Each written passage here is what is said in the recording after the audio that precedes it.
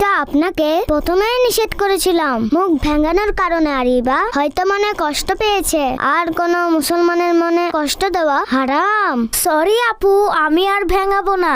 আমাকে নয়, আপনি আরিবাকে সরি বলুন, দোলনার জন্য এবং মুখ ভেঙানোর জন্য। সরি আরিবা, আমাকে ক্ষমা করে দিন। কানিস ফাতেমা আপু, এই অঙ্গীকার ভঙ্গ করাটা কি জিনিস? যদি আমরা কারোর সাথে কোনো কমিটমেন্ট করে তা পূর্ণ না করি, তাহলে একে ওয়াদা ভঙ্গ করা বলা হয়। অর্থাৎ ওয়াদা করে তা পূর্ণ না করা। না আরিবা, ফুক দিবেন না। আপনি 2 হাত ধুয়ে আসুন, ততক্ষণে এটিও ঠান্ডা হয়ে যাবে। অসাধারণ। চলো আরিবা।